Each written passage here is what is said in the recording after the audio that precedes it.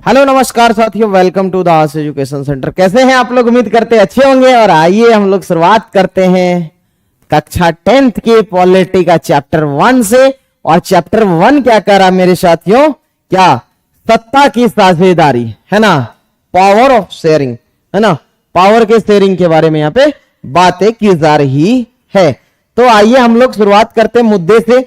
देखिए, अगर यहां बात करें ना तो ओवरऑल क्या है कि इसमें 3 देश को क्या किया है, एग्जाम्पल के तौर पे उठाया है, जिसमें एक श्रीलंका है, एक बेल्जियम है और उसके बाद एक लेबनान है। ये तीनों देश के हम एग्जाम्पल को यहां पे रखेंगे, बात करेंगे। उसके बाद फिर आपको असली मायने में समझाएंगे कि सत्ता की साझेदारी क्या चीज होती है। फिर उसके बाद हम लोग एनसीईआरटी पे आएंगे और फिर आगे बढ़ेंगे, क्योंकि हम लोग लगभग इसको देखिएगा तो इससे पहले भी एक आध बार हम लोग चर्चा कर चुके हैं इससे रिलेटेड। तो कुछ बातें हमको 10th में इसके बारे में जाननी है। तो चलिए शुरुआत करते बिना किसी देरी के, है ना। देखिए, अगर हम बात करें ना साथियों, तो श्रीलंका को जो है ना कब स्वतंत्रता मिलता है? तो श्रीलंका जो है को स्वतंत्रता मिलता है आपको खास कब? तो ये 1948 में मिलता है। ठीक है, जब 1948 में यहां पे इसको स्वतंत्रता मिलता है तो उस समय क्या होता है कि जो सिंगली वहां की भाषा होती है ना, अब सिंगली भाषा जो बोलने वाले लोग हैं, अगर हम बात करें कि ये जो सिंगली भाषी लोग हैं, सिंगली भाषा बोलने वाले,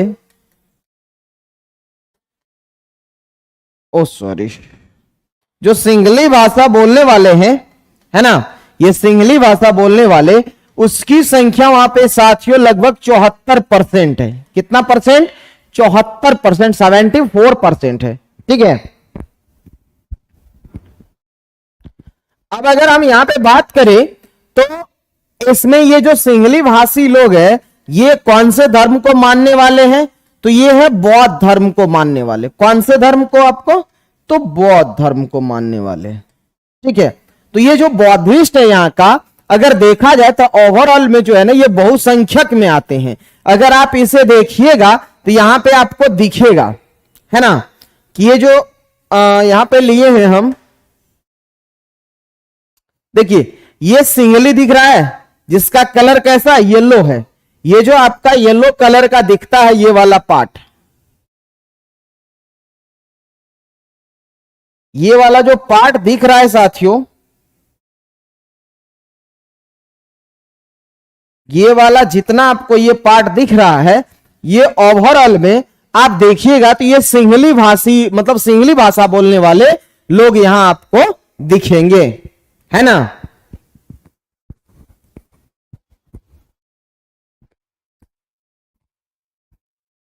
ठीक है, तो यहां क्या है, आपको सिंगली भाषा बोलने वाले लोग दिखेंगे। लगभग ये कितने परसेंट है?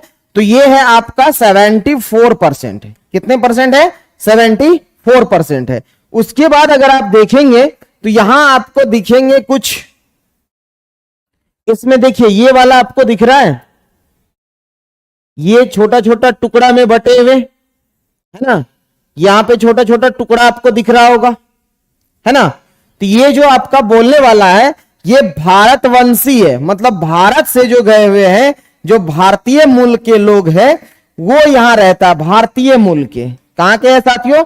ये भारतीय मूल के तमिल लोग हैं। ठीक है, और ये जो पार्ट आपको दिख रहा है, ये जितना यहां तक, ये सबका सब कौन है? ये श्रीलंका के ही जो वहां के तमिल बोलने वाले लोग हैं वो है आपका। अगर इसकी संख्या देखें तो ओवरऑल में अगर आप देखेंगे तो इसकी संख्या कितनी है? 18% है। और ये 18% में से जो हम बात करें तो 13% जो इसमें से है, वो 13% आपका कहां का है? बताइएगा, 13% कहां का है? तो 13% आपका श्रीलंकाई लोग हैं, है ना। इसमें देखिए इसका टुकड़ा भी आप देखिएगा ज्यादा है ना, तो इस हिसाब से 13% ये कहां के हैं? ये श्रीलंका के। क्लियर? देखिए ये कहां के हैं? चलिए ऐसे ही लिख देते हैं SL, है ना। ये लोग कहां के हैं? श्रीलंकाई है। लेकिन ये जो आपको पार्ट दिख रहा है ये कितने परसेंट है इसका? ये 5% है। 5% लोग जो है जो भारतीय मूल के हैं और वहां पे जाके वो क्या, मतलब वहां पे बस गए थे। अब आपको लगता होगा सर ये लोग बसे क्यों वहां पे? तो उसके पीछे रीजन है साथियों। एक्चुअली हुआ क्या था, जब ये औपनिवेशिक मतलब ये ब्रिटिश का शासन हुआ करता था आपका श्रीलंका या भारत वगैरह में, तो उस समय क्या होता था, श्रीलंका के द्वीप पे बहुत सारे बागान और वहां खेती की जाती थी। तो खेती के लिए लोगों को क्या किया है कि वहां आपको तमिलनाडु से क्या किया है, अच्छे खासी लोगों को वहां ले गया है उस द्वीप पे, और वहां पे वो लोग को क्या किया, उससे खेती करवाते थे, काम के लिए ले गए थे। एक्चुअली वहां होता क्या है, जब लोगों को ले जाया जाता है तो अब वो लोग के जो बच्चे थे, मतलब आने वाले पीढ़ी थे, वो क्या करते, वहीं बस जाते हैं। अब वहां जब बस गए तो एक्चुअली में वो लोग वहीं पे रहने लगे तो धीरे धीरे क्या हो गया, वहां के वो निवासी बन गए। तो वो लोग क्या थे, तो वो भी कैसे, ये तमिलनाडु से गए थे तो ये लोग भी तमिल बोलते थे। तो ओवरऑल अगर देखें तो तमिल बोलने वालों की संख्या कितनी थी, तो 18% थी। तो 74 और 18 कितना हो गया आपका, है ना, 82%। अब बच गया 18%। तो जो रेस्ट था उसमें कौन था, मुसलमान था, है ना। जो छोटा छोटा ये टुकड़ा दिख रहा है ये मुसलमान था, है ना, हर जगह आपको दिख रहा होगा। ये ऐसे जगह पे क्या था, कुछ मात्रा में मुस्लिम्स भी वहां रहते थे। जो आप देखिए ये मुस्लिम्स जो थे वो कौन से भाषा बोलते थे, तो कुछ मुस्लिम्स तमिल भी बोलते थे, कुछ सिंगली भी बोलते थे। अब यहां अगर आप गौर करेंगे तो इसमें देखिए यहीं पे आपको अल्पसंख्यक और बहुत संख्यक दिख रहा होगा, है ना। इसमें अगर हम बात करें तो ये जो आपका ये 74% वाले हैं, ये क्या है, ये हो गए बहुसंख्यक, है ना, ये क्या हो गए, बहुत संख्यक हो गए। और जो रेस्ट बचे, ये जो रेस्ट है ये सबका सब क्या कहलाएंगे, तो अल्पसंख्यक कहलाएंगे, है ना। ये क्या रह गए, अल्पसंख्यक।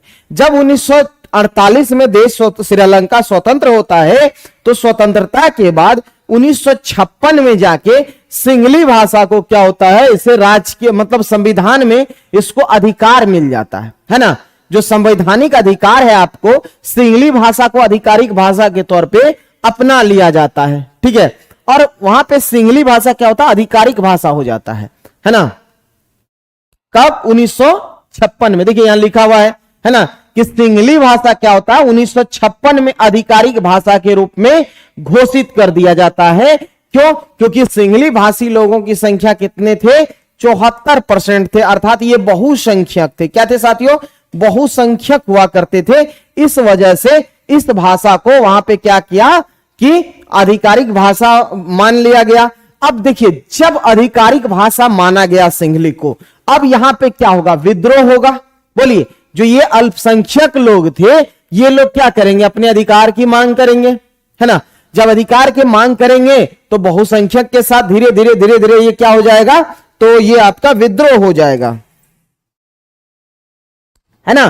तो आपको यहां पे विद्रोह होना शुरू हो गया, है ना। कह रहा है, और संविधान ने क्या किया, बौद्ध धर्म को ही बढ़ावा दिया यहां पे।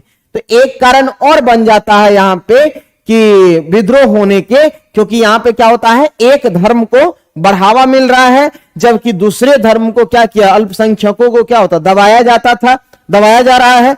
इस कारण यहां पे क्या हो गया कि गृह युद्ध जैसी भावनाएं देखने को मिला। यहां पे अब क्या होगा, धीरे धीरे गृह युद्ध में ये तब्दील हो गया, और इसमें क्या हो गया कि बहुत संख्यक एक तरफ हो गए और अल्पसंख्यक एक तरफ हो गया। अब देखिए यहां पे जब लड़ाई होगा तो क्या इससे सिर्फ अल्पसंख्यक को घाटा है, बताइए। तो इसमें क्षति किसकी हुई, बहुसंख्यक की भी हुई और आपका अल्पसंख्यक की भी, दोनों की हुई, है ना। तो यही बातें की गई है ओवरऑल में आपको किसके बारे में, श्रीलंका के। अब हम थोड़ा सा आगे बढ़ते हैं। थोड़ा सा आगे बढ़ने के बाद अब यहां मिलता है साथियों बेल्जियम। कौन है आपका, बेल्जियम है। अब देखिए थोड़ा सा हम लोग बेल्जियम के बारे में बात करेंगे, क्या है कहानी यहां की, है ना। जो बेल्जियम का देखिए ये पूरा का पूरा जो ये आपको दिख रहा होगा, ये यूरोप का क्या है, एक टुकड़ा है, मतलब यूरोप का ये कंट्री है। और ये कंट्री में देखिएगा आपकी अलग अलग भाषी इसमें देखने को मिलेगा, है ना। ये पूरा ओवरऑल में आप देखिएगा तो यहां देखिए एक अलग कलर से, इसका अलग कलर है, इसका अलग है, इसका अलग है। अब देखिए इसमें कलर के आधार पर अगर हम देखें तो यहां भाषा, ये जो अलग अलग कलर से दिखाया, ये भाषा के कारण ही दिखाया है। यहां जो है ये डच, ये फ्लेमिश क्षेत्र है। कौन सा क्षेत्र है ये, तो ये फ्लेमिश क्षेत्र है, ध्यान दीजिएगा। ये फ्लेमिश क्षेत्र जो था, इस क्षेत्र में जो भाषा बोलने वाले थे साथियों, वो कौन से भाषा बोलते थे ये लोग? सॉरी,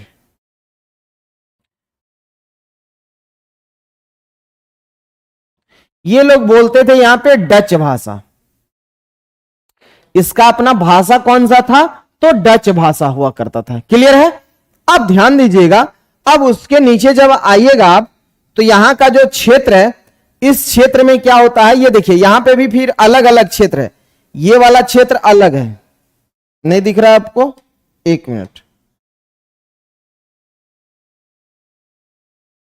देखिए ये एक ऐसा क्षेत्र है जहां कौन सी भाषा बोली जाती है? यहां जर्मन भाषा बोली जाती है। ठीक है, यहां पे देखिएगा ये पूरे क्षेत्र में कौन सी भाषा बोला जाता है? फ्रेंच भाषा।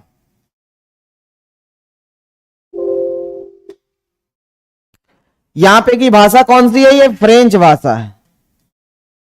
ठीक है, अब अगर आप देखेंगे तो ये हो गया। उसके बाद देखिए ध्यान से, आपको दिखेगा यहां पे ब्रुसेल्स है, ये राजधानी यहां पे दिख रहा होगा। ये राजधानी है किसकी? आपका बेल्जियम की राजधानी है ब्रुसेल्स। ठीक, अब आते हैं मेन मुद्दे पे। मुद्दा ये कहता है कि जो फ्लेमिश क्षेत्र में ना कितना परसेंट थे? आपका 59% डच भाषी थे। कितना परसेंट थे? 59%। ठीक है, और हम बात करें, ये था साथियों ये आपका वालोनिया क्षेत्र था, जहां पे कितना परसेंट है? 40% कौन सी भाषा बोली जाती थी? फ्रेंच भाषा था, है ना। और ये जर्मन भाषा वाले कितने थे? 1% थे। ओवरऑल देखिए आपको 59, 1, 60, 40, 100 हो गया पूरा।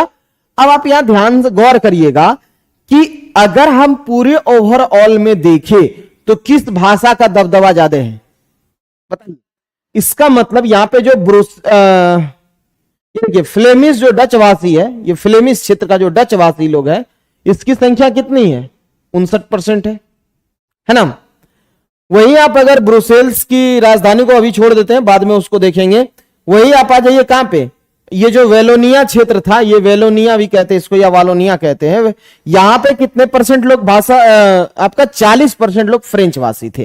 ओवरऑल में अगर देखें तो फ्लेमिश क्षेत्र में डच भाषा 59%। इसका मतलब हुआ कि पूरे क्षेत्र में डच भाषा वाले क्या थे? ज्यादा लोग थे। क्लियर है? यहां सबसे ज्यादा कौन भाषा के हो गए? डच भाषा के हो गए, है ना। लेकिन अब कहानी आती है, बेल्जियम की राजधानी है ये ब्रुसेल्स। ये जो ब्रुसेल्स है, हम लोग साथी यहां का बात करेंगे। ठीक है, ये राजधानी है, तो इसमें अगर आप देखेंगे तो 80% कौन भाषा है? देखिए तो फ्रेंच बोलने वाला है, और 20% कौन भाषा है? डच भाषा है। तो अब बताइए, अगर हम कहें कि अगर सिस्टम को यहां से रेगुलेट किया जाए, कहां से? आपका ब्रुसेल्स से। अगर ब्रुसेल्स से अगर ये पूरे सिस्टम को रेगुलेट किया जाएगा, तो यहां सबसे ज्यादा किसकी बहुलता देखने को मिलती है? फ्रेंच भाषी की। और फ्रेंच भाषी जो थे, यहां पे क्या थे? इनकी आर्थिक बुनियादी भी क्या था? बेहतर था, और बेहतर ये सारे सिस्टम को, मतलब ये लोग लीड कर रहे थे। ठीक है, देखिए ओवरऑल में संख्या किसकी है? डच भाषी के ज्यादा है, लेकिन सत्ता किसके हाथ में था? फ्रेंच भाषियों के हाथ में था। अब बताइए यहां पे क्या होगा? हिंसक मामला देखने को मिलेगा, बिल्कुल, है ना। क्योंकि अगर हम क्या करें, अगर सत्ता को आपस में साझेदारी, इसका मतलब होता है कि विभिन्न समुदाय के अलग अलग संगठन के लोग जब एक साथ मिलकर और क्या करते हैं, सत्ता को संचालित करते हैं, तो ओवरऑल इसी को हम लोग क्या कहते हैं? सत्ता की साझेदारी कहते हैं। क्लियर है? अब बताइए, अगर यहां फ्रेंच भाषी चाहेगा हम पूरे को अपने, हम ही अगर अकेले चलाने का कोशिश करेगा, तो क्योंकि ओवरऑल में उसकी संख्या कम है ना, तो क्या होगा? ये लोग तो विरोध करेगा, है ना। और जब विरोध करेगा तो यहां पे अच्छे खासे झड़प होंगे। चलिए थोड़ा सा हम और बढ़ते हैं आगे कहानी पे। अब आता लेबनान की कहानी, समझे। बस अभी आपको बस एग्जाम्पल हम आपके सामने रख रहे हैं, है ना। अब देखिए लेबनान भी क्या है, लेबनान के संघर्ष के साथ समस्या क्या हुआ? कह रहा लेबनान के जो ये बेरूत था ना, उसकी राजधानी बेरूत, वहां पे क्या थे? अलग अलग समुदाय के लोग रहते थे। उसमें ईसाई भी थे, मुस्लिम में आपको देखिए अलग अलग समुदाय की अगर हम बात करें तो इसमें कौन थे? ईसाई भी थे, मुस्लिम्स भी थे, है ना। और मुस्लिम के यहां पे दो संप्रदाय थे, एक थे सिया, एक थे सुन्नी। आप जानते हैं इस बात को कि मुस्लिम के कितने संप्रदाय होते हैं? दो संप्रदाय होते हैं। तो और उसके अलावा कुछ अन्य धर्म के लोग भी रह रहे थे, तो ये अलग अलग समुदाय के लोग यहां पे रहते थे। कहां पे? आपका लेबनान में। और लेबनान में भी क्या होता है, कह रहा है संघर्ष। यहां पे क्या होता है, जब गृह युद्ध शुरू होता है ना, क्या होता है कि यहां जो ईसाई, मतलब एक समय था जब ईसाई का वहां पे ज्यादा चलता था, उसके कारण क्या हुआ था कि अलग अलग धर्मों को लोगों को मार दिया जाता था वहां पे। ठीक है, ईसाई लोग को मारा था आपका ये लोग, है ना। अब देखिए सिंपल बात है, ऐसे सोचिए बहुसंख्यक, अगर जो धर्म समुदाय के लोग ज्यादा होगा बहुसंख्यक होगा, जो कम होगा वो अल्पसंख्यक होगा। इस केस में क्या होगा, अगर एक दूसरे को एक का अगर कब्जा दूसरे पे हो जाए या दूसरा का एक पर, उसमें क्या होगा, दोनों में झड़प होगा। और झड़प के कारण क्या होगा बताइएगा, झड़प के कारण क्या होगा कि वहां गृह युद्ध होगा और हजारों की संख्या में लोग मारे जाएंगे।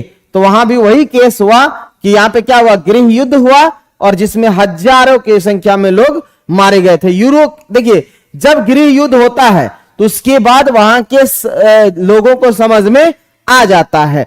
अब यहां करता गृह युद्ध के बाद सत्ता का साझीकरण, इसका मतलब है कि यहां पे क्या हो गया कि किसी भी राजनीतिक जो पार्टी था साथियों, यहां का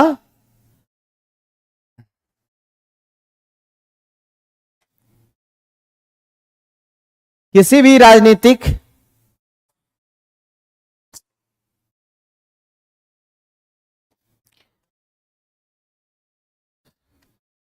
संगठन को, किसी भी राजनीतिक संगठन को क्या हुआ था कि पूर्ण बहुमत नहीं मिला था। यहां पे पूर्ण बहुमत नहीं मिला था। जब अगर पूर्ण बहुमत नहीं मिलेगा तो बताइए क्या यहां पे सत्ता का साझीकरण होगा कि नहीं होगा? अलग अलग धर्म, अलग अलग समुदाय के राजनीतिक संगठन वाले क्या करेंगे, एक साथ आके मिलेंगे और मिलकर क्या करेंगे, सरकार चलाने की कोशिश करेंगे। अब देखिए इसमें जब ये सत्ता का साझीकरण हो जाता है, उसके बाद की घटना आपको दिखाते हैं। देखिए इसमें जो राष्ट्रपति बने थे वो कौन थे, मैरोनाइट संप्रदाय के लोग थे, जो एक्चुअल में ये क्या थे, ईसाई थे। क्या थे साथियों, ये ईसाई थे। ठीक है, ये देखिए यहां जो प्रधानमंत्री बना था वो क्या थे, सुन्नी संप्रदाय के लोग थे, जो वास्तव में क्या थे, ये मुस्लिम्स थे। क्या थे, मुस्लिम थे। अध्यक्ष जो बना था वो भी क्या था, सिया संप्रदाय का था, अर्थात ये भी क्या था, मुस्लिम था। अब आप बताइएगा क्या यहां पे आपको सत्ता का साझीकरण से ये कुछ दिख रहा है क्या?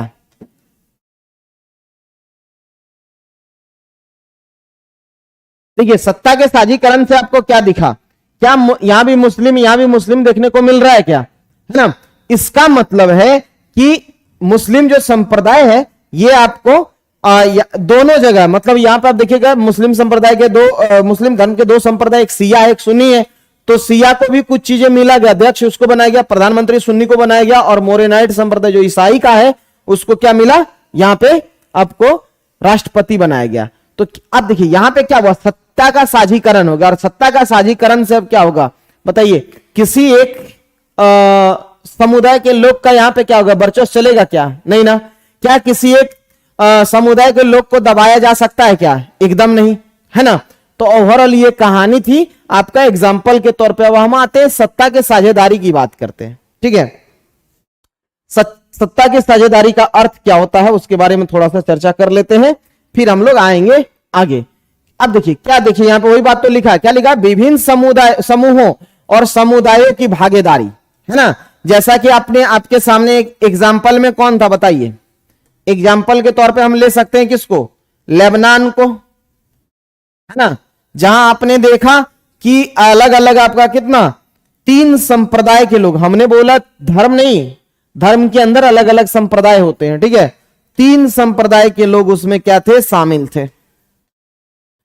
3 संप्रदाय क्या क्या था, मिलकर क्या कर रहे थे, सत्ता चला रहे थे।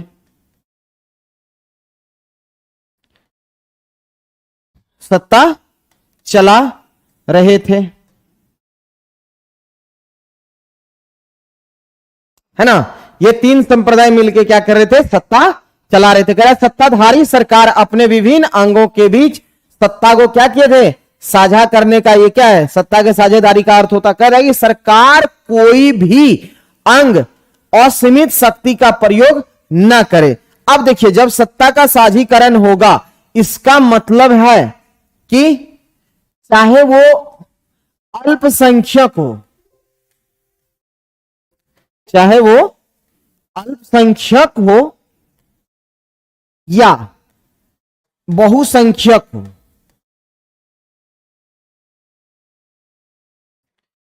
दोनों को क्या मिलेगा, हम कह सकते हैं समान अधिकार।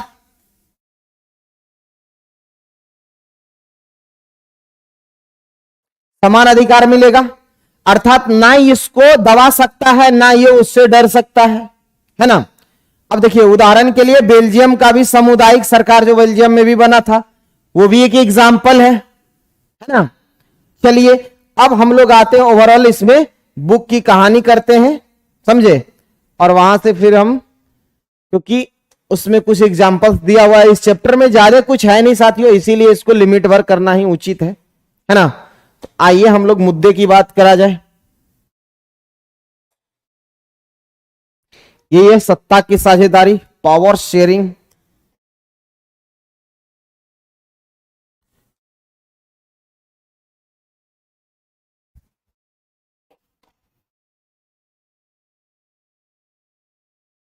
देखिए, यहां से शुरू होता है कहानी, शुरुआत होता है बेल्जियम से, ठीक है। या कहानी का शुरुआत कहां से होता है, बेल्जियम और आपका यूरोप से, सॉरी श्रीलंका से, ठीक है। हम लोग बात करते करा, बेल्जियम जो है ना, ये कहां है, बेल्जियम आपका कहां है, यूरोप का ही एक देश है, ठीक है, एक छोटा सा देश है। और क्षेत्रफल में अपने हरियाणा, जो अपने हरियाणा राज्य है, हरियाणा राज्य से भी ये क्या है, छोटा है। क्लियर। कह रहा है इसकी सीमाएं किससे किससे लगती है, ये चीज ध्यान रखिएगा। बेल्जियम की सीमा किससे लगती है, तो फ्रांस से, नीदरलैंड से, जर्मनी से और लग्जमबर्ग से लगती है। इसकी आबादी 1 करोड़ से थोड़ी अधिक है, यानी हरियाणा के आबादी के करीब करीब आधा है। सोचिए, कह रहा है इस छोटे से देश में के समाज की जातीय बुनावट अधिक जटिल है ना। देश के कुल आबादी का 59% हिस्सा फ्लेमिश इलाके में रहता है। देखिए, ऊपर वाला हिस्सा फ्लेमिश था, आपको दिखाते हैं, यहां भी दिया हुआ है।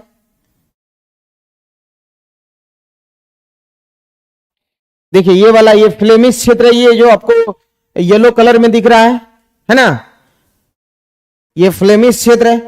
तो वही बोला है, और डच बोलता है, मतलब जो फ्लेमिश क्षेत्र में रहने वाले व्यक्ति का कौन सी भाषा है साथियों, डच भाषा है।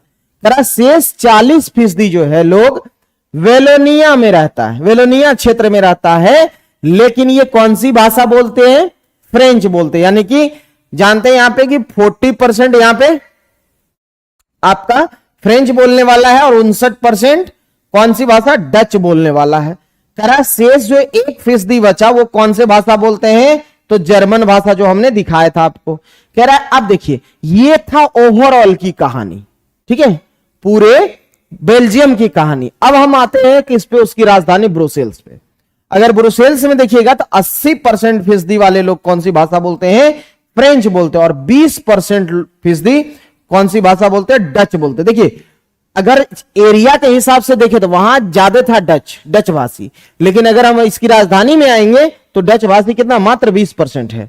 करा अल्पसंख्यक फ्रेंच भाषी लोग तुलनात्मक रूप से ज्यादा समृद्ध और ताकतवर रहे हैं। जो ये देखिए फ्रेंच भाषी लोग हैं, ये क्या है, अगर हम पूरे क्षेत्र में बात करें तो ये अल्पसंख्यक में आता है, लेकिन ये अगर हम बात करें डच का, तो डच से ज्यादा ये समृद्ध रहा है और ताकतवर रहा है। कह रहा बहुत बाद में जाकर आर्थिक विकास और शिक्षा का लाभ पाने वाले डच भाषी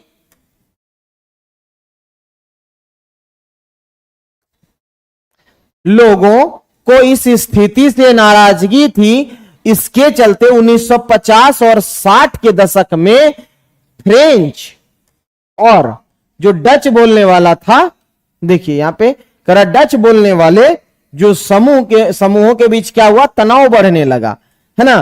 कह रहा इन दोनों समुदायों के टकराव का सबसे तीखा रूप कहां, ब्रुसेल्स में दिखा, है ना। बेल्जियम की जो राजधानी ब्रुसेल्स है वहां दिखा।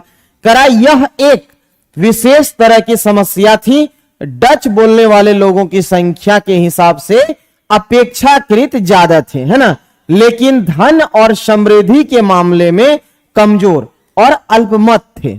देखिए क्या बोला है, भले इसकी संख्या डच बोलने वाले की संख्या ओवरऑल में ज्यादा था, लेकिन अगर बात करें धन संपत्ति या समृद्धि के मामले में तो ये क्या थे, अल्पमत थे और कमजोर थे। करा आइए इस स्थिति की तुलना एक और देश से करते, वो देश कौन है, श्रीलंका है। और हम जानते हैं कि ये श्रीलंका क्या है, एक द्वीपीय देश है जो तमिलनाडु के क्या है, दक्षिणी तट से कुछ किलोमीटर दूरी पर स्थित है ना।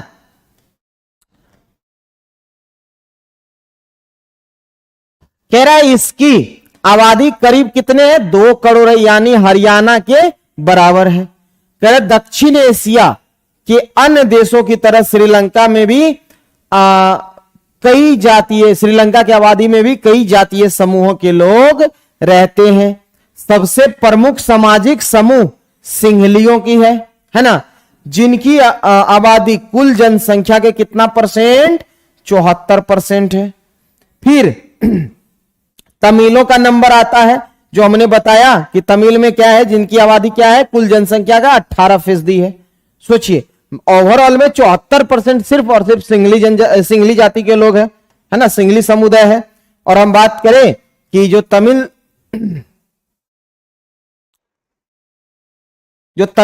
का नंबर आता है वो कितना है, 18% है।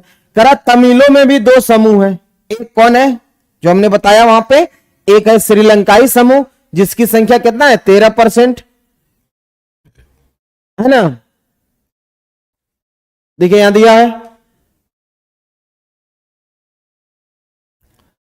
इसका संख्या कितना है, 13% है। और हिंदुस्तानी तमिल जो औपनिवेशिक शासन काल में बागानों में काम करने के लिए कहां से आए थे साथियों, भारत से लाए गए थे।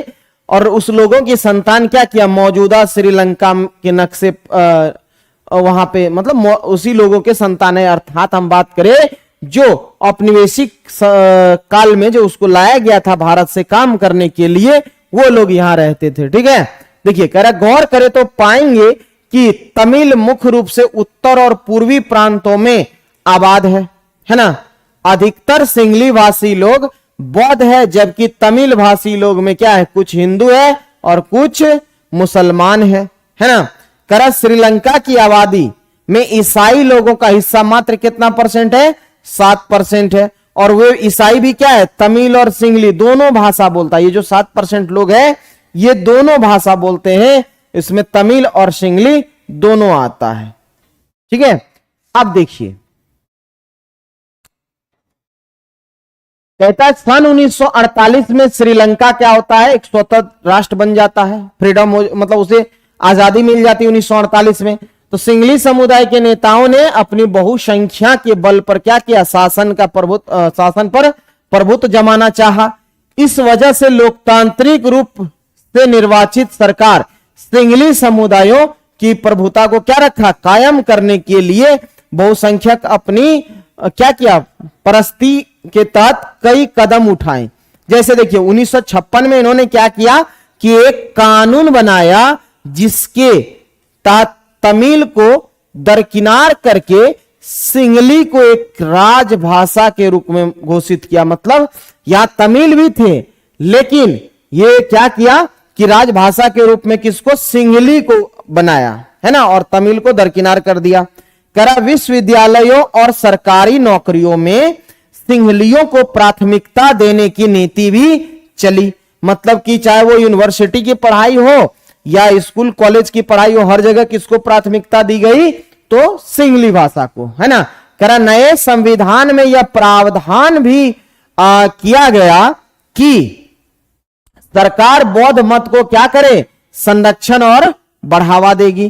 करा एक एक करके आए और इन सरकारी फैसलों ने श्रीलंकाई तमिलों की नाराजगी और शासन को लेकर उनमें बेगानापन बढ़ाया। मतलब इस तरह से क्या हुआ, मतलब इसको दरकिनार करते गया और सिंगली को इस तरह जैसे प्रमोट किया, उसके कारण यहां पे क्या हुआ, बेगानापन को बढ़ाया। उन्हें लगा कि बौद्ध धर्मावलंबी सिंगलियों के नेतृत्व वाली सारी राजनीतिक पार्टियां उनकी भाषा और संस्कृति को लेकर क्या कर रहे हैं, और संवेदनशील है। उन्हें लगा कि संविधान और सरकार की नीतियां दोनों क्या कर रहा है, उनकी ऐसा लगा इन लोग को कि हमारे, देखिए उनको लगा कि संविधान और सरकार की नीतियां क्या है, उन्हें समान संरक्षण नहीं दे रहा है ना। मतलब जिस हिसाब से यहां पे देखा गया था उस हिसाब से लग रहा है, कह रहा है कि समान राजनीतिक अधिकारों से क्या किया है, वंचित कर रही है। नौकरियों और फायदे के अन्य कामों में उनके साथ भेदभाव हो रहा था, है ना, और उनके हितों की अनदेखी की जा रही थी। कर परिणाम यह हुआ कि तमिल और सिंगली समुदायों के संबंध क्या हो गए, बिगड़ते चले गए। क्लियर। चलिए, क्योंकि देखिए एक भाषा को अगर ज्यादा प्रायोरिटी मिले, दूसरे को अगर दबाया जाएगा, ऑब्वियसली बात है कि वहां पे क्या होगा, मैटर तो खड़ा होगा। देखिए बहुसंख्यकवाद का अर्थ क्या कह रहा है, यह मान्यता है कि अगर कोई समुदाय बहुसंख्यक है तो वह अपने मनचाहे ढंग से देश का शासन कर सकता है और इसके लिए वह अल्पसंख्यक समुदाय की जरूरत या इच्छाओं को अवहेलना कर सकता है। इसी को हम लोग क्या कहते हैं, बहुसंख्यकवाद कहते हैं। चलिए,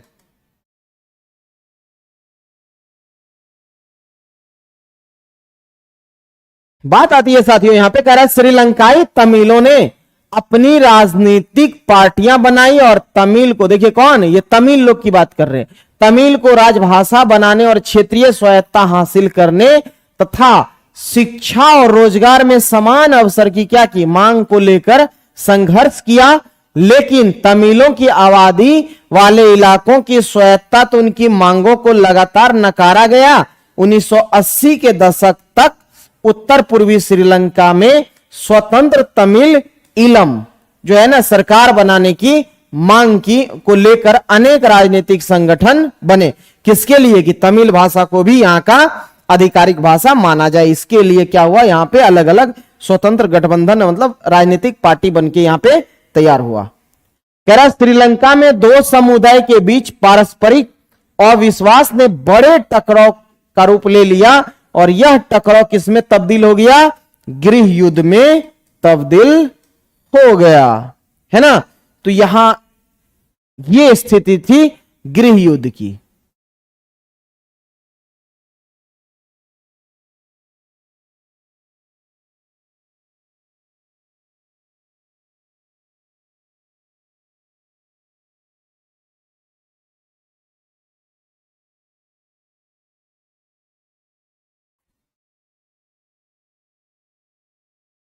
अब देखिए परिणाम स्वरूप दोनों पक्ष के हजारों लोग मारे जा चुके और अनेक परिवार मुल्क से भागकर क्या बन गए, शरणार्थी बन गए। और इससे क्या हुआ कि लोगों की रोजी रोटी भी क्या हो गई, चौपट हो गई, है ना। और हम लोगों ने इससे पहले करा 10वीं कक्षा में अर्थशास्त्र के पाठ्य पुस्तक के पहले अध्याय में है कि हमारे क्षेत्र के देशों में आर्थिक विकास और शिक्षा और स्वास्थ्य के मामले में श्रीलंका का रिकॉर्ड सबसे अच्छा रहा है, अच्छा है। पर वहां के गृह युद्ध से मुल्क के सामाजिक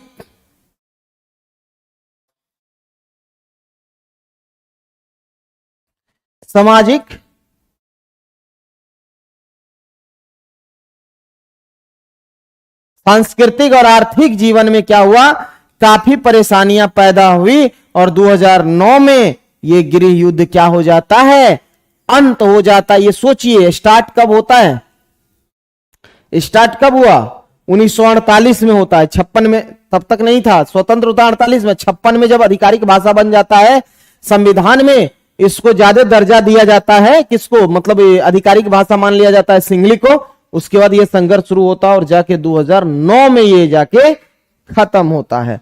अब आइए हम लोग बढ़ते हैं थोड़ा सा आगे और इसके बारे में बात करते हैं बेल्जियम और श्रीलंका से अलग, मतलब बेल्जियम की समझ। कह रहा बेल्जियम के नेताओं ने श्रीलंका से अलग रास्ता अपनाने का फैसला किया। उन्होंने क्षेत्रीय अंतरों और सांस्कृतिक विविधताओं को क्या किया, स्वीकार किया। 1970 और 93 के बीच उन्होंने अपने संविधान में कितने संशोधन किए, 4 संशोधन किए, सिर्फ 1970 से लेके 1993 के बीच में, है ना।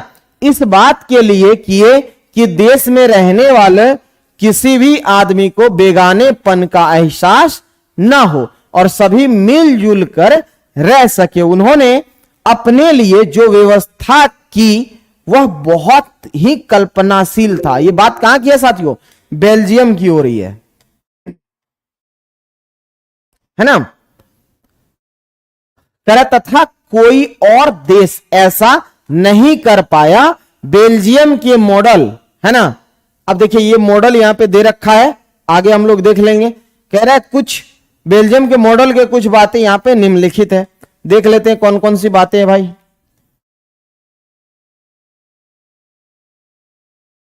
यहां पे कि संविधान में, है ना, संविधान में इस बात का स्पष्ट प्रावधान है कि केंद्रीय सरकार में डच और फ्रेंच भाषी मंत्रियों की संख्या समान रहेगी। कुछ विशेष कानून तभी बन सकते हैं जब दोनों भाषाई क्या हो, जब दोनों भाषाई समूह, है ना, सांसदों का बहुमत और उसके पक्ष में हो। इस प्रकार किसी एक समुदाय के लोग एक तरफा फैसला नहीं कर सकते हैं। केंद्र सरकार की अनेक शक्तियां देश के 2 इलाकों की क्षेत्रीय सरकारों को सुपुर्द कर दी गई, यानी राज्य सरकारें केंद्रीय सरकार के अधीन नहीं है ना। ब्रुसेल्स में अपना अलग सरकार है और इसमें दोनों समुदायों को का समान प्रतिनिधित्व है। फ्रेंच भाषी लोग ने ब्रुसेल्स में समान प्रतिनिधित्व के इस प्रस्ताव को क्या किया, स्वीकार किया। कह रहा है क्योंकि डच भाषी लोगों ने केंद्रीय सरकार में बराबरी का प्रतिनिधित्व स्वीकार किया था, इसीलिए तो इस प्रस्ताव में क्या किया उन्होंने, प्रतिनिधित्व दिया। ठीक है,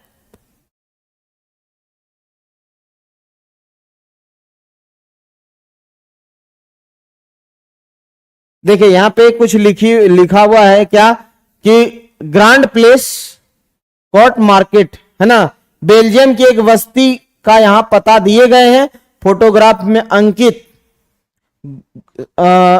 है। गौर करें कि इस स्थान का नाम और दिशा की जानकारी फ्रेंच भाषा और डच भाषा में दी गई है ना। तो इसका मतलब है कि यहां पे बेल्जियम में क्या हुआ, दोनों भाषा को प्राथमिकता दी गई है ना। देखिए यह है बेल्जियम के यूरोपीय संसद। केंद्रीय और राज्य सरकारों के अलावा यहां तीसरे स्तर की सरकारें भी काम करती है, यानी सामुदायिक सरकार काम करती है यहां पे, है ना। सरकार का चुनाव एक ही भाषा बोलने वाले लोग करते हैं, जैसे डच, फ्रेंच, जर्मन बोलने वाले समुदायों के लोग, चाहे वे जहां भी रहते हैं, वो इस सामुदायिक सरकार को चुनते हैं, है ना। इस सरकार को संस्कृति, शिक्षा और भाषा जैसे मसलों पर फैसला लेने का अधिकार है। मतलब देखिए अब ये सामुदायिक संगठन है, अब इसमें चाहे जो जहां रहता हो अपने समुदाय की सरकार को वोट करता और सभी मिलकर क्या करते हैं, सरकार बनाते हैं। वहां पे फायदा ये होता है कि कोई भी अपना मनमानी नहीं कर पाता है। कह रहा आपको बेल्जियम का मॉडल कुछ जटिल लग सकता है, निश्चित रूप से यह जटिल है खुद बेल्जियम में रहने वाले लोगों के लिए भी, पर यह व्यवस्था बेहद सफल रही है। मतलब जो ये मॉडल लाया गया ये क्या हुआ, बेहद सफल रहा वहां पे, है ना। कह रहा इससे मुल्क में गृह युद्ध की आशंकाओं पर विराम लग गया, वरना गृह युद्ध की स्थिति में बेल्जियम भाषा के आधार पर 2 टुकड़े में बट गया होता, है ना। जब अनेक यूरोपीय देशों ने साथ मिलकर यूरोपीय संघ बनाने का फैसला किया तो ब्रुसेल्स को उसका क्या बनाया, मुख्यालय चुना गया। क्लियर है, यही है वो मुख्यालय। ठीक, कह रहा तो आपको कहने का मतलब है कि सत्ता की में हिस्सेदारी से हम ज्यादा ताकतवर होते हैं। यह बात तो कुछ अजीब लग सकती है, खैर जरा सोचने दीजिए, है ना। अगर सोचा जाए तो ये बेहतर चीजें हैं, है ना। अगर सत्ता में साझेदारी करके अगर सरकार बनती है तो उसमें सभी समुदाय के लोगों के साथ क्या होगा, कोई भेदभाव नहीं होगा, सभी को अपना अधिकार मिलेगा, है ना। अब आइए यहां पे, करा बेल्जियम और श्रीलंका के इन कथाओं से हमें क्या शिक्षा मिलती है। दोनों ही देश लोकतांत्रिक है, फिर भी सत्ता में साझेदारी के सवाल को उन्होंने अलग अलग ढंग से निपटाने की कोशिश की। बेल्जियम के नेताओं को लगा कि विभिन्न समुदाय और क्षेत्रों की भावनाओं का आदर करने पर देश की एकता संभव है, और इस एहसास के चलते दोनों पक्ष सत्ता के साझेदारी करने में क्या हुए, सहमत हुए। श्रीलंका में ठीक उल्टा रास्ता अपनाया गया। इससे यह पता चलता है कि अगर बहुसंख्यक समुदाय दूसरों पर प्रभुत्व कायम करने और सत्ता को में उनका हिस्सेदार न बनाने की फैसला करता है तो इससे देश की एकता क्या होता, संकट में पड़ सकती है। तो ये था साथियों, सत्ता में साझेदारी न करने की वजह से क्या हो सकता है। देखिए यहां पे एक कार्टून दिया हुआ है साथियों, ये है, ये किसका है, जर्मन इंजीनियरिंग, मतलब जर्मन गवर्नमेंट का ये दिया हुआ है। देखिए आप इसमें गौर कीजिए, कुछ आपको दिख रहा है क्या। इसमें आप देखिएगा तो एक गाड़ी का स्टीयरिंग यहां है, एक स्टीयरिंग यहां है ना। एक स्टीयरिंग इस तरफ है, एक इस तरफ है। इसका मतलब हुआ कि यहां पे कि दो समुदाय के सरकार है, समुदाय नंबर फर्स्ट, या ऐसे सोचिए ना, दो राजनीतिक संगठन। अगर यहां पे क्या करे कि अगर दो राजनीतिक संगठन मिलकर सरकार बनाए तो यहां पे ये कार उसी को डिनोट कर रहा है कि इस कार में बैठे हुए दो व्यक्ति हैं, एक यहां बैठे हुए हैं, एक यहां बैठे हुए हैं, है ना। अब बताइए अगर ये स्टीयरिंग को इधर ले जाना चाहे, गाड़ी को इधर ले जाना चाहे और ये इधर ले जाना चाहे तो बताइए क्या होगा, सरकार टूटेगी। अगर दोनों साथ साथ चले तो ये सरकार क्या होगी, लंबे समय तक चल सकती है। तो इसी चीज को ये दिखाया है कि गाड़ी में दो स्टीयरिंग जो है ये उसी चीज को दिखाता है। देखिए यहां पे क्या लिखा हुआ है कुछ, कि बाईं तरफ अंकित कार्टून में जर्मनी में एक समस्या का संकेत किया गया है। वहां क्रिश्चियन डेमोक्रेटिक पार्टी और सोशल डेमोक्रेटिक पार्टी के नामक दो बड़ी पार्टियों की गठबंधन की सरकार है। मतलब कि यहां पे दो अलग अलग पार्टियों की सरकार मिलकर गठबंधन से सरकार बना। ऐतिहासिक रूप से ये दोनों पार्टियां एक दूसरे के क्या रहे हैं, कॉम्पिटिटर रहे हैं, और 2005 के चुनाव में इन दोनों में से किसी को अपने बूते सरकार बनाने के लायक बहुमत नहीं मिला।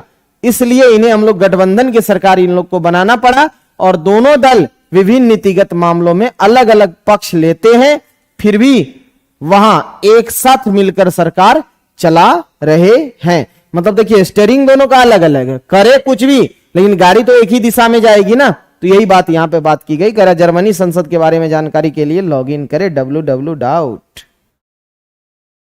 चलिए अब मेन मुद्दे पे आते हैं हम लोग।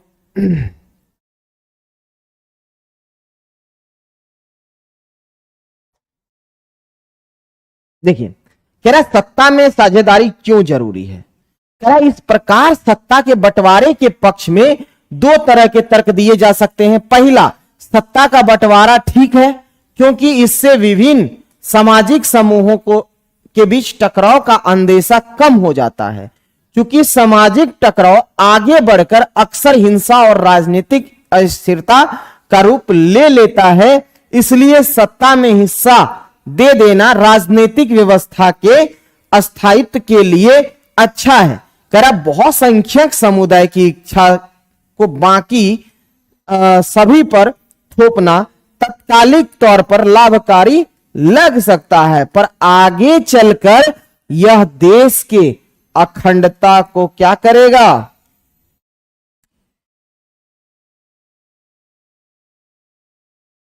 देश की अखंडता के लिए घातक हो सकता है। बहुसंख्यकों का आतंक सिर्फ अल्पसंख्यकों के लिए ही परेशानी का पैदा नहीं करता है, अक्सर यह बहुसंख्यक के लिए भी बर्बादी का कारण बन जाता है। अब कह रहा है सत्ता का बंटवारा लोकतांत्रिक व्यवस्थाओं के लिए ठीक है। इसके पक्ष में एक और बात कही जा सकती है और वह बात कहीं ज्यादा गहरी है। सत्ता की साझेदारी दरअसल लोकतंत्र की क्या है? आत्मा है। सत्ता की साझेदारी क्या है? लोकतंत्र की आत्मा है। लोकतंत्र का मतलब ही होता है कि जो लोग इस शासन व्यवस्था को के अंतर्गत उनके बीच की सत्ता को बांटा जाए और लोग इसी ढर्रे से रहे। इसलिए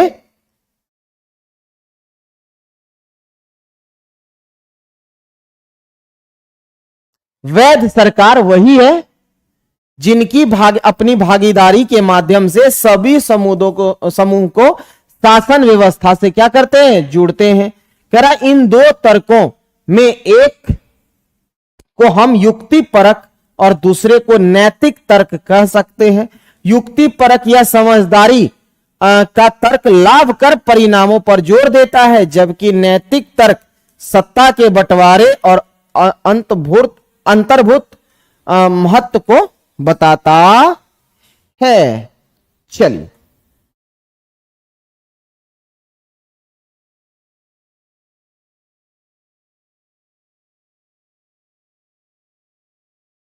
तेरा जैसा कि होता आया है, इस बार विक्रम रात को खामोशी में, मतलब ये कहानी कुछ दी हुई थी, यहां पे देख लेते क्या है। कह रहे एनीते बेल्जियम के उत्तरी इलाके के डच भाषा स्कूल में क्या था? पढ़ती है ना। फ्रेंच बोलने वालों अनेक उसकी स्कूली साथी चाहते हैं कि पढ़ाई किस में हो? फ्रेंच में ही हो। सेल्वी श्रीलंकाई राजधानी जो कोलंबो के थे एक स्कूल में पढ़ती है और उसके स्कूल में बहुत से दोस्त तमिल भाषी है। इनके माता पिता की पढ़ाई क्या है? का माध्यम तमिल ही रखना चाहते हैं। कौन सी सरकार अनीते और सेल्वी के माता पिता की इच्छा पूरी कर सकती है और किसे सफलता मिलने की संभावना अधिक है? तो वही कह रहा है यहां पे कि जैसा कि होता आया है कि इस बार भी विक्रम रात की खामोशी में अपनी मोटरसाइकिल चलाए जा रहा था और बेताल उसके पीठ पर बैठा हुआ था और हमेशा की तरह इस बार भी सोचकर वो कहीं विक्रम की नींद ना आ जाए और उसे कहानी सुना रहा था। और कहानी कुछ इस प्रकार थी। अब ये कहानी यहां से शुरू होती है। अब हम लोग करेंगे यहां से। देखिए कहानी क्या था। कह रहा बेरूत शहर में खलील नाम का एक आदमी रहा करता था। उसके माँ बाप अलग अलग समुदाय के थे, मतलब इनके माता और पिता दोनों अलग समुदाय के। करा उसके पिता ऑर्थोडॉक्स ईसाई थे, है ना। और उसके बाद ऑर्थोडॉक्स को जानते हैं, रूढ़िवादी कहते हैं, जो परिवर्तन स्वीकार नहीं करता है। उसकी माता क्या थी? सुन्नी मुसलमान थी। आधुनिक शहर के लिए यह कोई अनूठी बात न थी, लेकिन लेबनान में अलग अलग समुदाय के लोग रहते थे और राजधानी बेरूत में भी बस जाते थे। वे साथ रहते थे, मेल जोल होता था, है ना। पर गृह युद्ध में वे एक दूसरे से लड़ते भी थे। खलील का एक चाचा ऐसे ही लड़ाई में क्या हुआ? मारा गया था।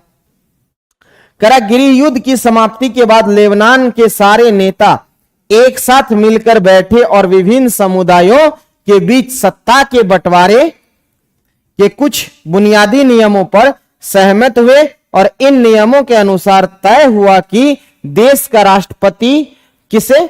मेरोनाइट पंथ, जो मेरोनाइट ईसाई के एक संप्रदाय थे, मेरोनाइट का कोई कैथोलिक ही होना चाहिए। सिर्फ सुन्नी मुसलमान ही प्रधानमंत्री हो सकता है और उप प्रधानमंत्री ऑर्थोडॉक्स ईसाई और संसद के अध्यक्ष कौन होंगे? शिया मुसलमान होंगे, है ना। इस तरीके से क्या होता है, तय होता है सरकार गठबंधन के लिए। कह रहा है इस समझौते के अनुसार आगे से ईसाई फ्रांस से संरक्षण की मांग नहीं करेंगे और मुसलमान भी पड़ोसी सीरिया के साथ एकीकरण की मांग छोड़ने पर सहमत हुए, है ना। कह रहा जब ईसाइयों और मुसलमानों के बीच यह समझौता हुआ तब दोनों की आबादी लगभग क्या थी? बराबर थी। लेकिन बाद में मुसलमान स्पष्ट रूप से बहुमत में आ गए, पर दोनों पक्ष अभी भी क्या था? समझौते के साथ समझौते का आदर करते हुए मान रहे हैं, है ना। मतलब भले वहां मुस्लिम्स की संख्या बढ़ गया था, लेकिन फिर भी वो समझौता बरकरार था।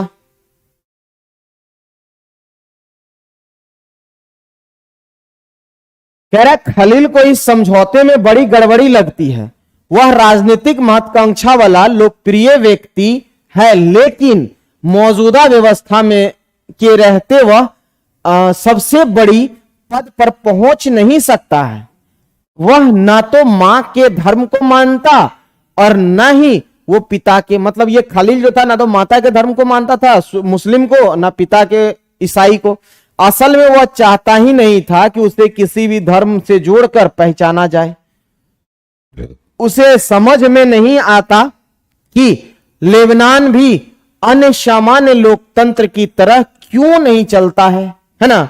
उसका कहना था कि सिर्फ चुनाव कराइए और हर किसी को चुनाव लड़ने की आजादी दीजिए और जिसे ज्यादा वोट मिलेगा वह राष्ट्रपति बन जाए, भले ही वह किसी समुदाय का हो।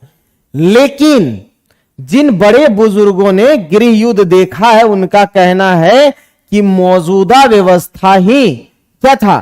शांति और सबसे अच्छी गारंटी है ना। क्योंकि ये चीज तो खलील देखा नहीं था। कह रहा अभी कहानी खत्म भी नहीं हुई थी कि वे टीवी टावर के पास पहुंच गए और यहां वे रुक सकते थे, लेकिन बेताल ने जल्दी से क्या किया? कहानी खत्म की और अपना सवाल विक्रम से पूछा कि अगर आपको लेबनान का कानून फिर से लिखने का अधिकार हो तो आप क्या करते, है ना। कह रहा क्या आप पुरानी व्यवस्था को चलने देते या आप कुछ नया करते? फिर कह रहा बेताल विक्रम और अपने बीच हुए समझौते को दोहराना नहीं भूला, है ना। अगर आपके दिमाग में स्पष्ट जवाब है और आप फिर भी नहीं बताते हैं तो आपकी मोटरसाइकिल जाम हो जाएगी और आप आगे नहीं बढ़ पाएंगे। मतलब ये बातें होती है ये लोग के बीच में। ये देखिए बाइक पे जाता हुआ, है ना। कह रहा क्या आप बेचारे विक्रम को बेताल के सवाल पर जवाब देने का मदद कर सकते हैं, है ना।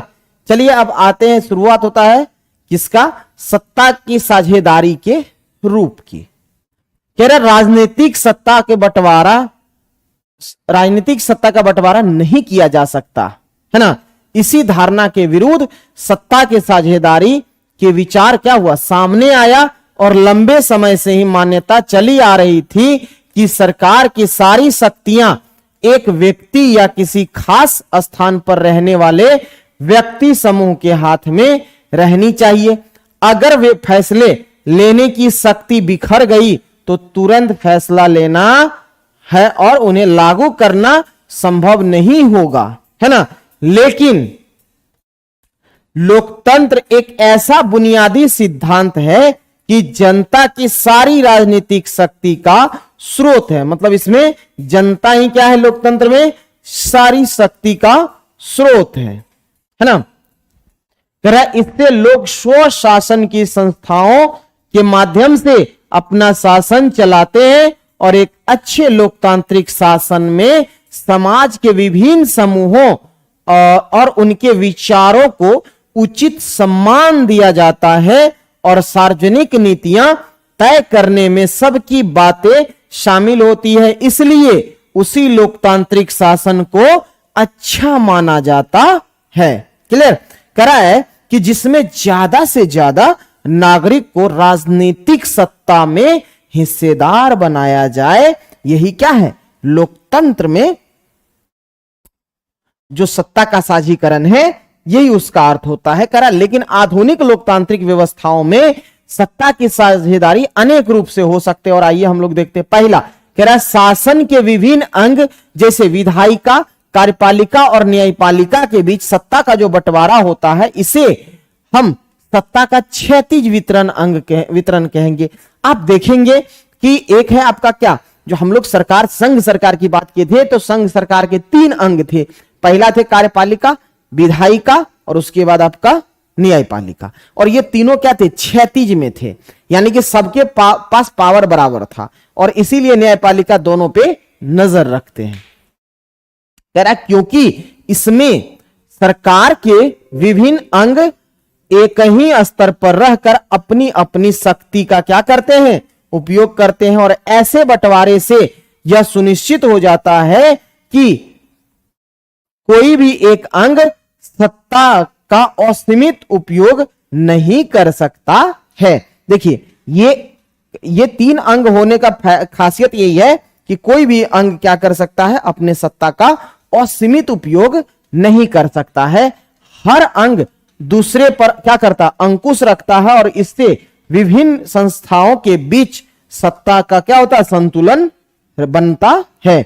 लोकतांत्रिक संस्थाओं के बारे में 9वीं कक्षा में हम लोगों ने क्या किया था? देखा था पीछे लोकतांत्रिक, कि हमारे देश में कार्यपालिका सत्ता का उपयोग करती है जरूर, पर यह संसद के अधीन कार्य करती है ना।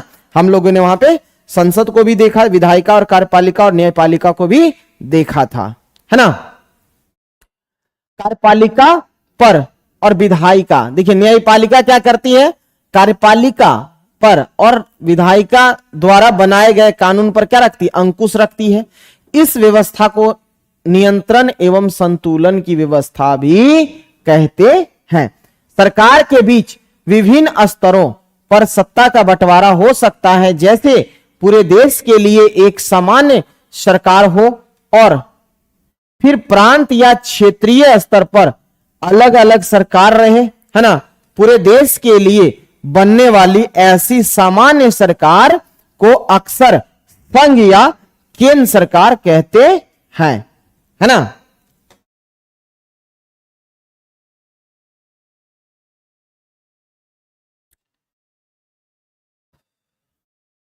चलिए आगे बढ़ा जाए। कह प्रांतीय या क्षेत्रीय स्तर पर सरकारों को हर जगह अलग अलग नामों से पुकारा जाता है ना। भारत में हम इन्हें राज्य सरकार कहते हैं, और हर देश में बंटवारा ऐसा ही नहीं है। कई देश में प्रांतीय या क्षेत्रीय सरकारें नहीं है, लेकिन हमारी तरह जिन देशों में ऐसी व्यवस्था है, वहां के संविधान में इस बात को क्या है? स्पष्ट उल्लेख है ना, कि केंद्र और राज्य सरकारों के बीच सत्ता का बंटवारा किस तरह होगा। जैसे बेल्जियम में तो यह काम हुआ है, पर श्रीलंका में नहीं हुआ, है ना। कह रहा राज्य सरकारों से नीचे के स्तर के सरकारों के लिए भी ऐसा ही व्यवस्था हो सकती है कि नगर पालिका और पंचायत ऐसा ही इकाइयां हैं। उच्चतर और निम्नतम स्तर की सरकारों के बीच सत्ता के ऐसे बंटवारे को क्या कहते हैं? ऊर्ध्वाधर वितरण कहते हैं, है ना। अगर हम अगले अध्याय करा है, अब हम अगले अध्याय में इसको विस्तार से चर्चा करेंगे। आपको बता दे, देखिए क्या होता है, जो शक्ति का अगर बंटवारा होता है तो सबसे ऊपर में आता है संघ या केंद्र सरकार, उसके बाद आता है राज्य सरकार, उसके बाद आता है स्थानीय स्तर के सरकारें। ये जो शक्ति का बंटवारा होता है, इसमें हमेशा ऊर्ध्वाधर होता है। शक्ति का जो बंटवारा होता है वो ऊर्ध्वाधर होता है, लेकिन अंग में क्या होता है? क्षैतिजता होता है। क्लियर है? चलिए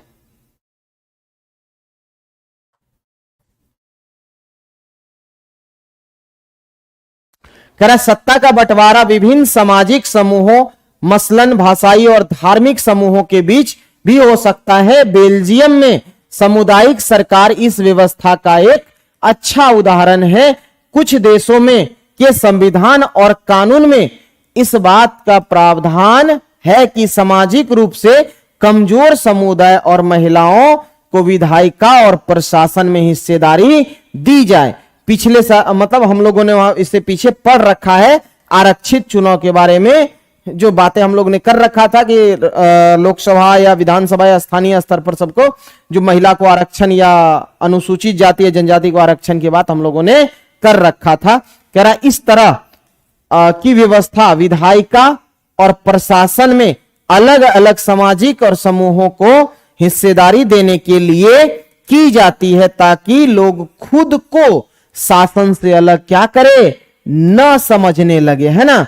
इसके लिए आरक्षण की व्यवस्था की गई है। कह रहा अल्पसंख्यक समुदायों को भी इसी तरीके से क्या होता है, सत्ता में उचित हिस्सेदारी दी जाती है और सामाजिक विविधताओं को शासन में क्या किया जाता है,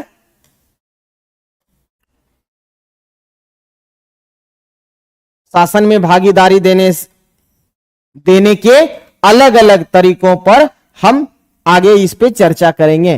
कह रहा है सत्ता के बंटवारे का एक रूप हम विभिन्न प्रकार के दबाव समूह और आंदोलनों के शासन को प्रभावित और नियंत्रित करने के तरीके भी लक्ष्य कर सकते हैं। लोकतंत्र में लोगों के सामने क्या है, सत्ता के दावेदारों के बीच चुनाव का विकल्प जरूर रहना चाहिए। समकालीन लोकतांत्रिक व्यवस्था में यह विकल्प विभिन्न पार्टियों के रूप में क्या है, उपलब्ध होता है। पार्टियां सत्ता के लिए क्या करते, आपस में प्रतिस्पर्धा करती है और पार्टियों की यह आपसी प्रतिद्वंद्विता ही इस बात को सुनिश्चित कर देती है कि सत्ता के एक व्यक्ति या समूह के हाथ में न रहे, है ना। जो एक से अधिक पार्टी है और प्रतिस्पर्धा होता है, इसमें कॉम्पिटिटर आता है, इसी से साफ साफ क्लियर होता है कि पार्टी एक के हाथ में ना आ पाए, है ना। कह रहा है एक बड़ी समयावधि पर गौर करें तो पाएंगे कि सत्ता बारी बारी से अलग अलग विचारधारा और सामाजिक समूहों वाली पार्टियों के हाथ में आती जाती रहती है। कई बार सत्ता की यह भागीदारी एकदम प्रत्यक्ष दिखती है क्योंकि दो या अधिक पार्टियां मिलकर चुनाव लड़ती है या सरकार का गठन करती है और लोकतंत्र में यह व्यापारी, उद्योगपति, किसान और औद्योगिक मजदूर जैसे कई संगठित हित समूहों को भी सक्रिय देखते हैं। कह रहा है कि विभिन्न समितियों में सीधी भागीदारी करके या नीतियों पर अपने सदस्य वर्ग के लाभ के लिए दबाव बनाकर ये समूह क्या करती, सत्ता की भागीदारी करते हैं। देखिए जो अलग अलग संघ या संगठन रहता है वो लोग का ये दबाव बनाते हैं सत्ता में साझीकरण के लिए, इसी को हम लोग कहते हैं दबाव समूह कहते हैं। करा इकाई 3 में हम राजनीतिक दल और दबाव समूह के बारे में और सामाजिक आंदोलन के बारे में गौर करेंगे। मतलब ये इसका जो यूनिट 3 है चैप्टर के, उसमें ये सब हम लोग को देखने को मिलेगा, है ना। कुछ बातें यहां कर लेते हैं, है ना। देखिए क्या कह रहा है, सत्ता के बंटवारे के कुछ उदाहरण निम्नलिखित है। सत्ता के साझेदारी 4 श्रेणियों में से किसमें आते हैं और सत्ता का साझा कौन किसके साथ रहा है। देखिए बंबई उच्च न्यायालय ने महाराष्ट्र सरकार को आदेश दिया कि वह तत्काल कार्रवाई करे और मुंबई के 7 अनाथालयों में 2000 बच्चे के रखरखाव में क्या करे, सुधार करे, है ना।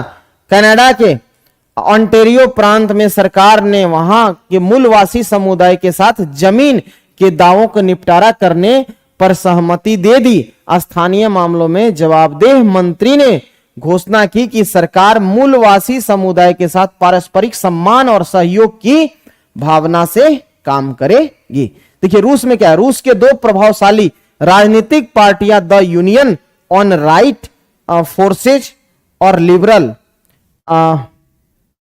याबलोको मूवमेंट ने एक मजबूत दक्षिणपंथी गठबंधन बनाने के लिए अपने संगठनों के विलय का फैसला किया और इनका प्रस्ताव अगले संसदीय चुनाव में हम उम्मीदवारों की साझा सूची बनाएंगे। और नाइजीरिया के विभिन्न प्रांतों के वित्त मंत्रियों ने एकजुट होकर मांग की कि संघीय सरकार अपनी आमदनी के स्रोत को घोषित करे और यह भी जानना चाहते थे कि विभिन्न प्रांतों के बीच राजस्व का बंटवारा किस आधार पर होता है। तो ये था साथियों सत्ता के साझेदारी की कहानी। उम्मीद करते हैं आप लोग को अच्छा लगा होगा और मिलते हैं आपसे फिर अगले वीडियो में और इसके अगले चैप्टर में। उसमें और डिटेल में कहानी दी गई है क्योंकि थोड़ा सा इसमें एग्जाम्पल, क्योंकि एनसीईआरटी है साथियों, तो इसमें एग्जाम्पल थोड़ा ज्यादा लिया है।